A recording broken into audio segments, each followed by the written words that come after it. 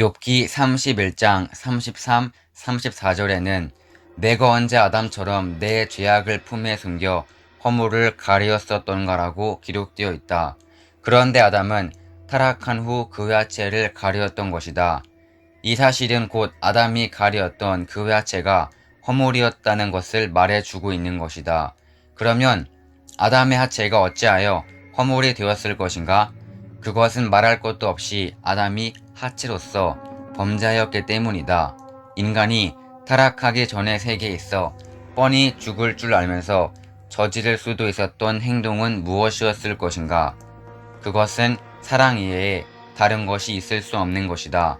생육하고 번성하라 하신 하나님의 창조 목적은 사랑으로 인하여서만 이루어질 수 있는 것이었다.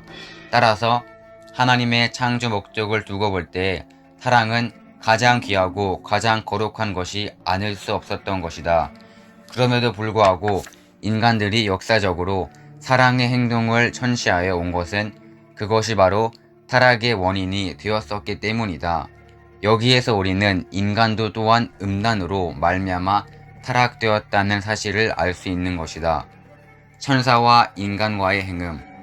우리는 위에서 밝힌 바 인간이 천사의 꼬임에 빠져 타락되었다는 사실과 인간이나 천사는 모두 행음으로 말미암아 타락되었다는 사실과 그 위에 피조세계에 있어서 영적인 존재로서 서로 어떠한 정적인 관계를 맺을 수 있는 존재는 인간과 천사 외에 아무것도 없다는 사실 등을 결부하여 볼 때 인간과 천사와의 사이에 행음 관계가 성립되었으리라는 것은 쉽게 긍정할 수 있는 것이다.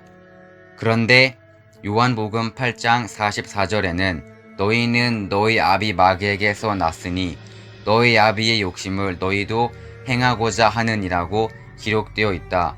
그리고 요한계시록 12장 9절에서는 마귀는 곧 사탄이요 사탄은 곧 인간을 꼬인 옛뱀이라고 명시하였다. 이러한 성구들로 미루어 보면 인간은 마귀의 후손이요 따라서 사탄의 후손이기 때문에 결국 뱀의 후손이 되는 것이다. 그러면 인간은 어떤 경위로서 타락한 천사 즉 사탄의 후손이 되었는가? 이것은 인간의 조상이 천사와 행음함으로 말미암아 모든 인간이 사탄의 혈통에서 태어나게 되었기 때문이다. 이와 같이 타락한 인간은 하나님의 혈통이 아니고 사탄의 혈통으로서 태어났기 때문에 로마서 8장 23절에는 성령의 처음 익은 열매를 받은 우리까지도 속으로 단식하여 양자될 것 곧 우리 몸의 구속을 기다리는이라고 기록되어 있는 것이다. 또 마태복음 3장 7절에는 세례 요한이 유대인들을 보고 독사의 자식 즉 사탄의 자식이라고 질책하였고 마태복음 23장 33절에는 예수님이 유대인들을 보시고 뱀들아 독사의 새끼들아 너희가 어떻게 지옥의 판결을 피하겠느냐고 책망하신 기록이 있다. 이러한 성서의 기록을 중심 삼고 볼 때 우리는 천사와 인간 사이에 행음 관계가 있어서 그것이 타락의 원인이 되었다는 사실을 알 수 있는 것이다. 선악과. 우리는 위에서 선악을 알게 하는 나무가 완성할 해와를 비유한 것이라는 사실을 밝힌 바 있다. 그러면 또 선악과는 무엇을 말하는 것인가?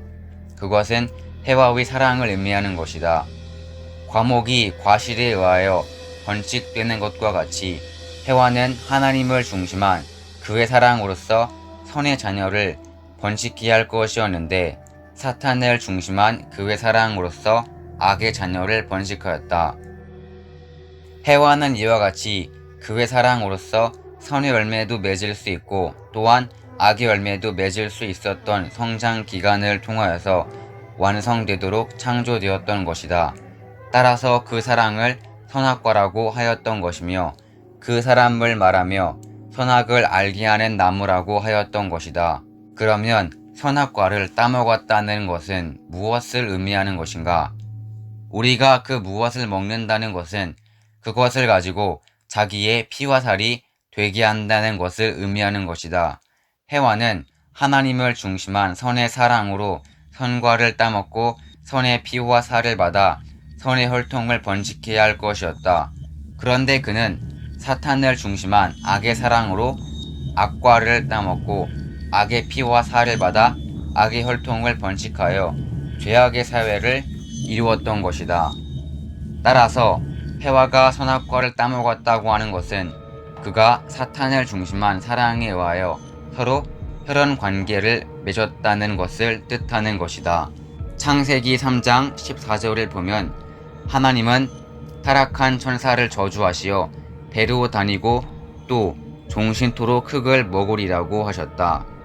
다리로 다니지 못하고 배로 다닌다는 것은 천사가 창조 본연의 활동을 하지 못하고 비참해진다는 것을 뜻하는 것이고, 흙을 먹는다는 것은 하늘로부터 쫓겨남으로 말미암아 하나님으로부터의 생명의 의소를 받지 못하고 죄악의 세계에서 악의 의소를 받으면서 살아간다는 것을 의미하는 것이다.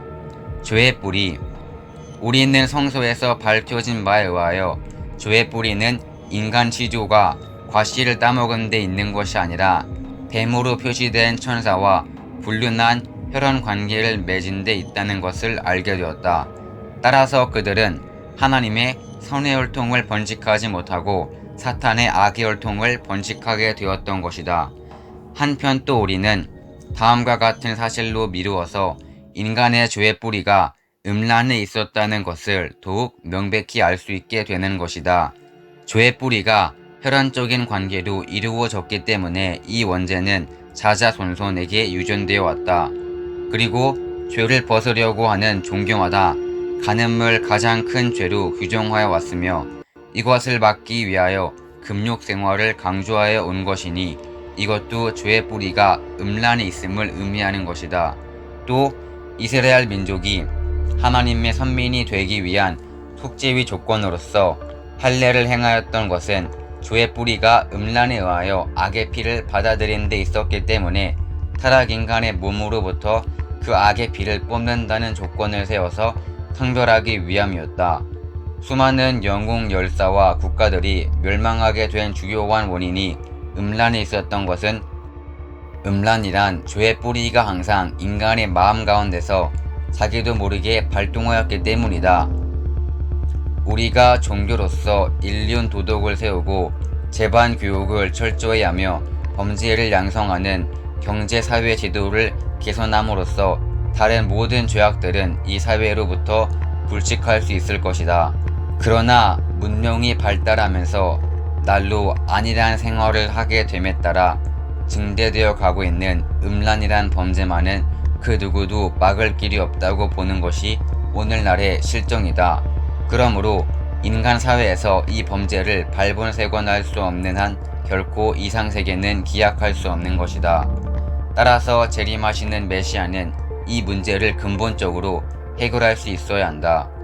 이러한 사실들은 죄의 뿌리가 어디까지나 음란에 있다는 것을 여실히 입증하고 있는 것이다.